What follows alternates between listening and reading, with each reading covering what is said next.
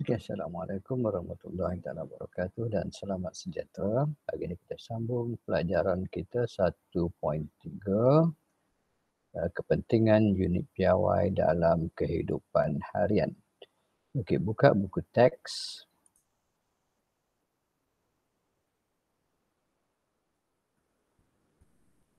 Okey, di muka surat 17. Okey, kepentingan unit piawai dalam kehidupan harian.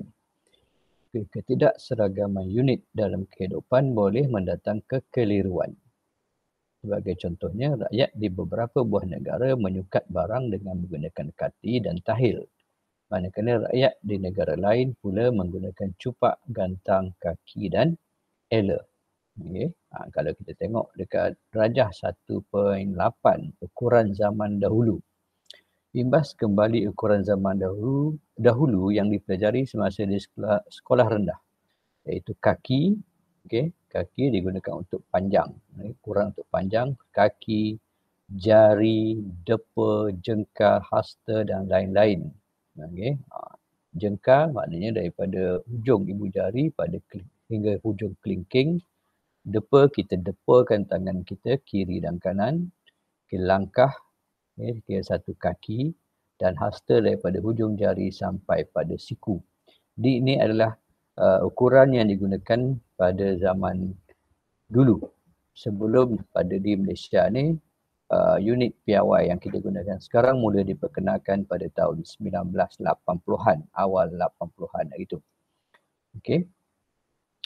Jadi, dikata di sini boleh mendatangkan kekeliruan. Okey, bukan sahaja mendatangkan kekeliruan, tapi juga boleh menyebabkan perbalahan, pergaduhan. Contohnya, kalau kita nak beli sebidang tanah, okay, menggunakan kaki antara langkah ini.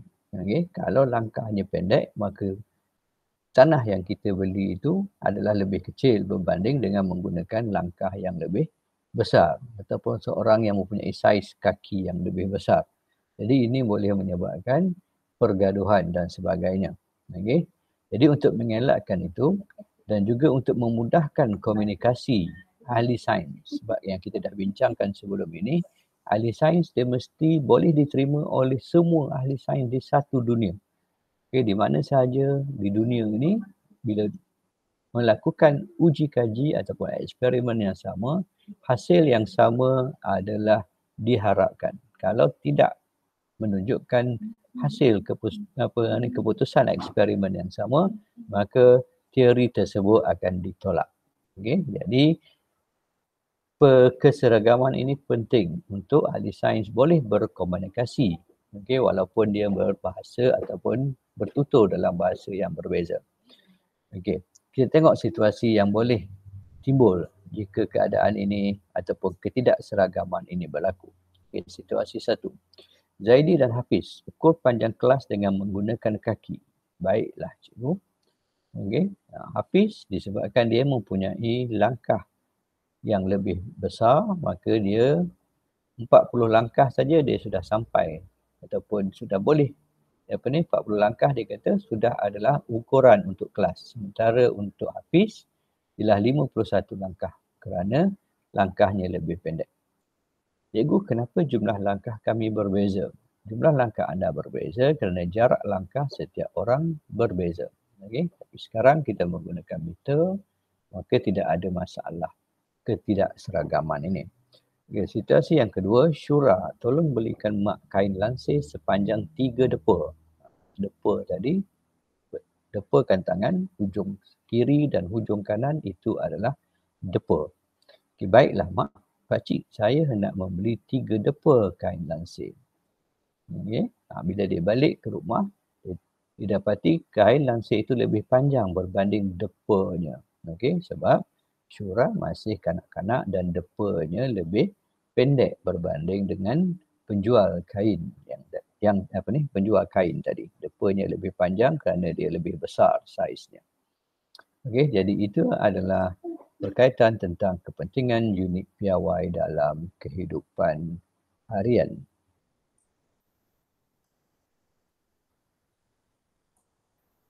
Okey, jadi sebagaimana biasa, lepas kita habis satu-satu subtopik, ada sedikit tugasan yang kamu perlu buat.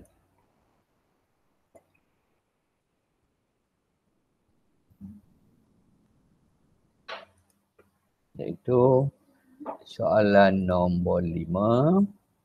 Berikan sebab mengapa unit piawai yang seragam lebih sesuai. Berikan sebab mengapa unit piawai yang seragam lebih sesuai. Okey, jawab soalan ini dalam buku nota dan jika ada sebarang masalah,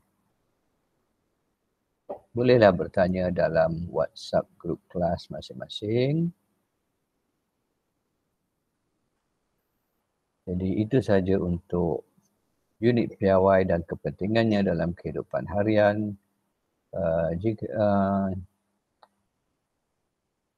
Jika ada satu masalah ataupun tak faham, bolehlah bertanya di WhatsApp grup kelas dan itu saja. Stay safe. Assalamualaikum warahmatullahi wabarakatuh dan selamat sejahtera.